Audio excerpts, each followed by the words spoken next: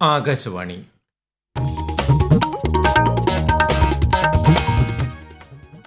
നമസ്കാരം. പ്രാദേശിക വാർത്തകൾ വായിക്കുന്നത് ഉദയൻ കിളിയന്നൂർ. പ്രധാന വാർത്തകൾ. കൃത്യനിഷ്ഠയാണ് വിജയത്തിന് അടിസ്ഥാനമെന്ന് പ്രധാനമന്ത്രി നരേന്ദ്രമോദി. സാങ്കേതിക വിദ്യയ്ക്ക് അടിമകളാകരുതെന്നും പരീക്ഷാ പേ ചർച്ചയിൽ വിദ്യാർത്ഥികളോട് ആഹ്വാനം ചെയ്ത് പ്രധാനമന്ത്രി. വിവിധ വിഷയങ്ങളിലെ പ്രതിപക്ഷ പ്രതിഷേധത്തിൽ ലോക്സഭാ നടപടികൾ തടസ്സപ്പെട്ടു. ലോക്സഭ 2 മണിവരെ നിർത്തിവച്ചു. ഇന്ത്യൻ വ്യോമയാന ഭൂപടത്തിൽ കൊച്ചിയെ ഒരു എയർക്രാഫ്റ്റ് മെയിന്റനൻസ് ഹബ്ബാക്കി മാറ്റുകയാണ് ലക്ഷ്യമെന്ന് മുഖ്യമന്ത്രി പിണറായി വിജയൻ. സിയാൽ എയ്റോ പാർക്ക് ആദ്യഘട്ടം മുഖ്യമന്ത്രി ഉദ്ഘാടനം ചെയ്തു. അന്താരാഷ്ട്ര ഫോക്ക് ഫെസ്റ്റിവൽ ഇന്ന് തിരുവനന്തപുരത്ത് സമാപിക്കും. മന്ത്രി ആർ ബിന്ദു ഉദ്ഘാടനം ചെയ്യും. ICC പുരുഷ T20 ലോകകപ്പ് ക്രിക്കറ്റ് ഗ്രൂപ്പ് സിയിൽ സ്കോട്ട്ലൻഡ് ഇറ്റലി മത്സരം പുരോഗമിക്കുന്നു. വാർത്തകൾ വിശദമായി.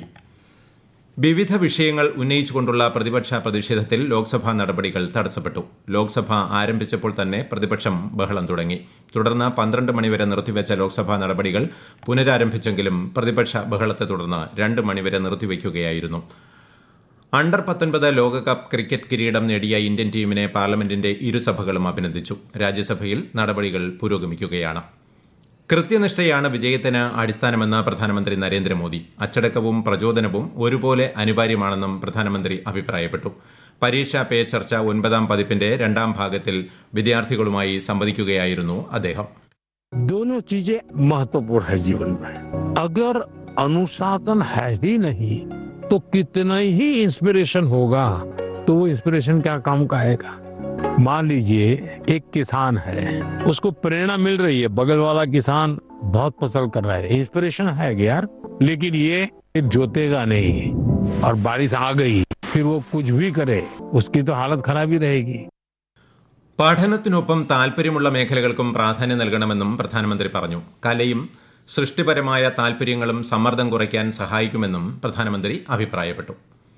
പൌര ഉത്തരവാദിത്വത്തിന്റെ പ്രാധാന്യത്തെക്കുറിച്ചും പ്രധാനമന്ത്രി പരീക്ഷാ പേ ചർച്ചയിൽ പ്രതിപാദിച്ചു.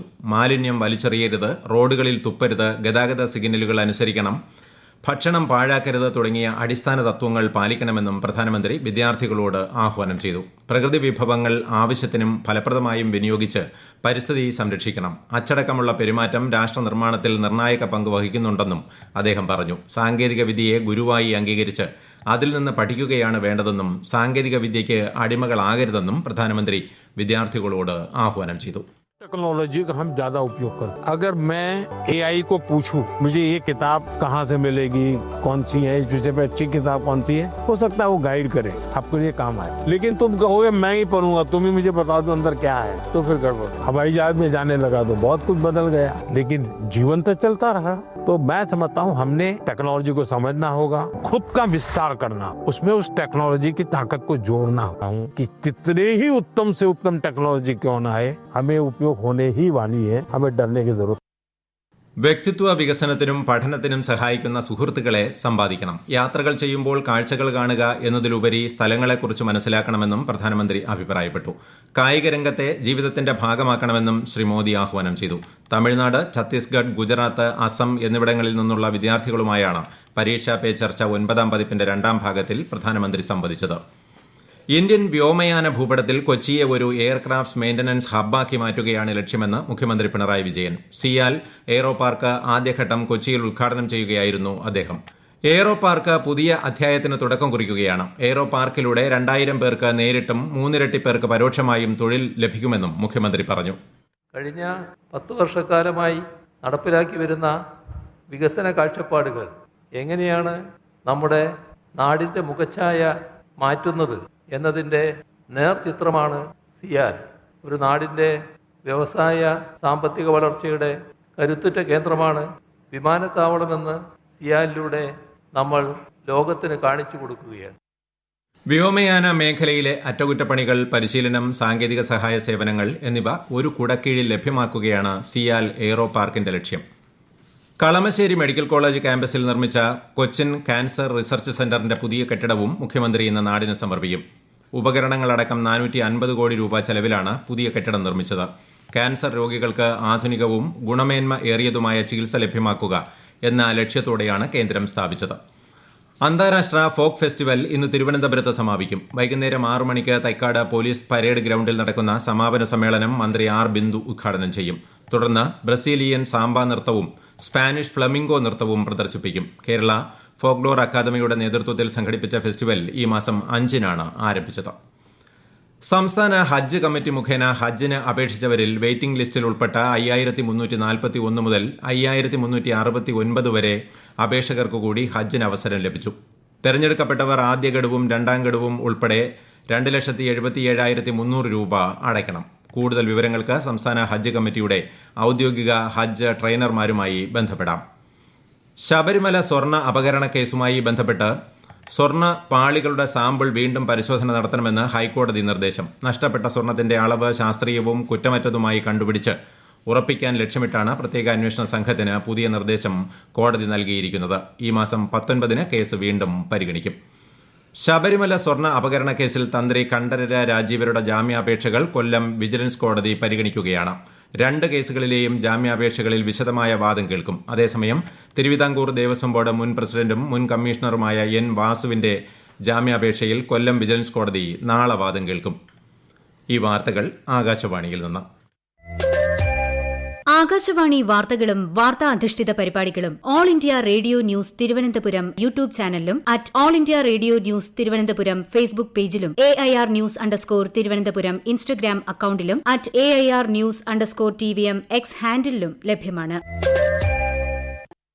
തിരുവല്ല സ്പായിലുണ്ടായ കൂട്ട ബലാത്സംഗ കേസിൽ ഒരു പ്രതി കൂടി പിടിയിൽ. നിരണം സ്വദേശി വരുണാണ് പിടിയിലായത്.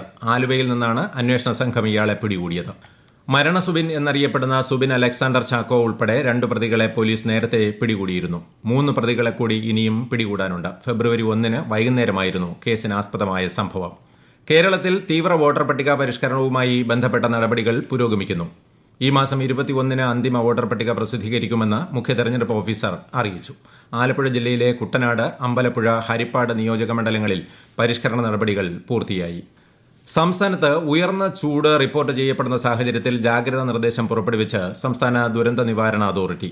ഉയർന്ന ചൂട്, സൂര്യാഘാതം, സൂര്യാതപം, നിർജ്ജലീകരണം തുടങ്ങിയ ആരോഗ്യ പ്രശ്നങ്ങൾക്ക് സാധ്യതയുള്ളതിനാൽ പൊതുജനങ്ങൾ ജാഗ്രത പാലിക്കണമെന്നും അതോറിറ്റി നിർദ്ദേശിച്ചു.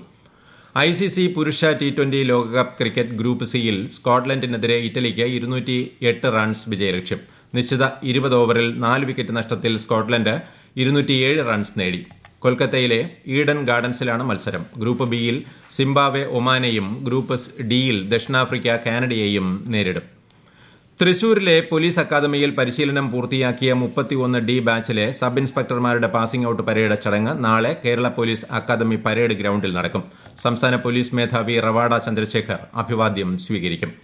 തിരുവനന്തപുരം ജില്ലയിലെ അമ്പൂരി കുമ്പിച്ചൽക്കടവ് പാലം മറ്റന്നാൾ മുഖ്യമന്ത്രി പിണറായി വിജയൻ നാടിന് സമർപ്പിക്കും.